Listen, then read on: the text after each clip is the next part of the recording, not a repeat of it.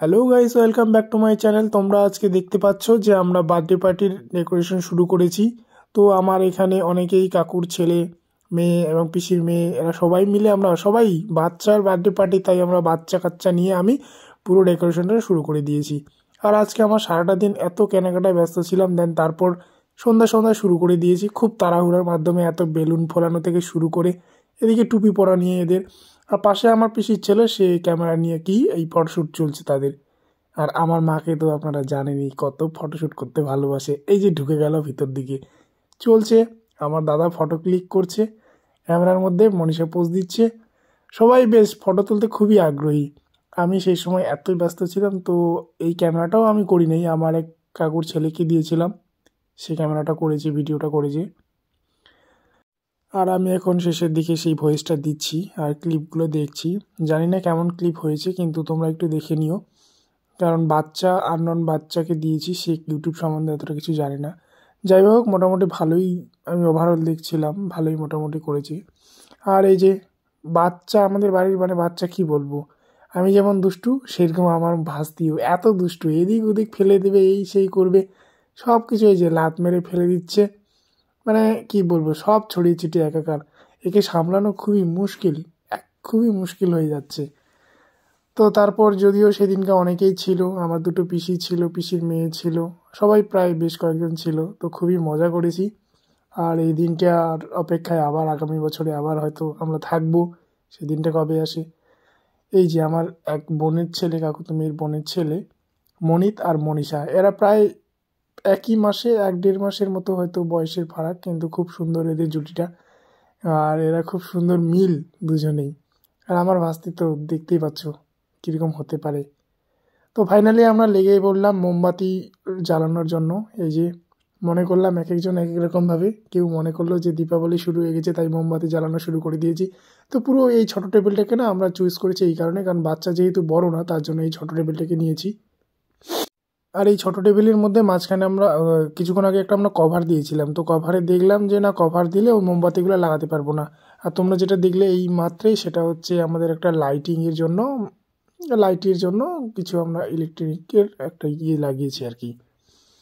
Finally আমি কেকটা নিয়ে চলে আসলাম। কেকের মধ্যে যা আছে তোমরা এই যে এক্ষুনি দেখে ফেলবে কি আছে না আছে। কেকটা কেমন ছিল, কেকটা না পিঙ্ক কালারের ছিল। আমি কেক কিনতে গেছি, ওখানে গিয়ে আমার নজরে আসলো পিঙ্ক কালারটাই। যেহেতু মেয়ে, বেবি গার্লস, মানে আমার ভাস্তি, তার জন্য তার কেক তো পিঙ্ক কালারেরই হওয়াটা স্বাভাবিক না।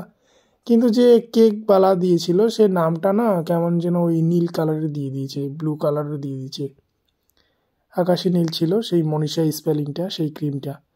কিন্তু যাই হোক, দিয়েছে, বেশ ভালোই লাগছিল তাও। তো 1 ইয়ার ছিল, তাই 1 ইয়ারের একটা মোমবাতি নিয়ে নিয়েছি। তো ফাইনালি আমার মা মাঝখানে চলে আসলো শঙ্খ বাজাতে, বলছে শঙ্খ বাজালে নাকি স্থান শুদ্ধ হয়, শঙ্খ হচ্ছে শুদ্ধের প্রতীক।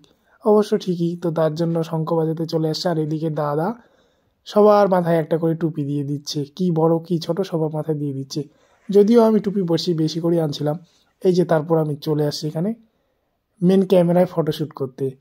তো তারা এক একজন এক রকমভাবে দিচ্ছিল, আর আমি সেই কেকের ছবিটা নিচ্ছিলাম আমার ক্যামেরাতে।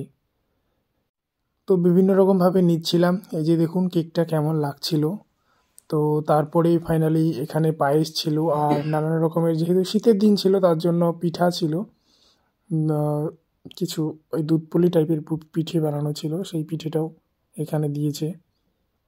এই যে বেলুনগুলো দেখছেন সেগুলো বেশ ভালো ছিল। আর এই যে কত খুশি কত খুশি, কীভাবে লাফাচ্ছে। টুপি তো মাথায় থাকছেই না, টুপি যদিও রবারটা ছিল, রবার হয়তো লাগায়নি সেই সময়টায়, এমনভাবে পড়ে পড়ে যাচ্ছিল। আর খুবই খুশি, খুব লাফাচ্ছিল। একে সামলানো খুব মুশকিল হয়ে যায় মাঝে মাঝেই।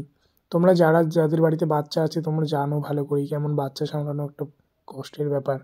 যাই হোক, সবটাই মিলেমিটে আমরা খুবই খুবই এনজয় করেছি। আর পুরো ভিডিওটা তোমরাও দেখো, খুব ভালো লাগবে। আর বিশেষ করে আমার একটা জিনিস ভালো লেগেছে, সেটা আমি সবার শেষে বলবো। আর তোমাদের কোন জিনিসটা ভালো লাগছে সেটা তোমরা কন্টিনিউ করো, তারপর দেন তোমরা কমেন্টে জানাবে। আর এখানে এই যে কেক কাটার পর্ব চলছিল, দাদা আবার মাঝখানে এদিকটা সামনের দিকে চলে আসলো। ওদিকে বৌদি আর ভাস্তি, তারা এই কেকটা ফু দিয়ে কাটা শুরু করলো।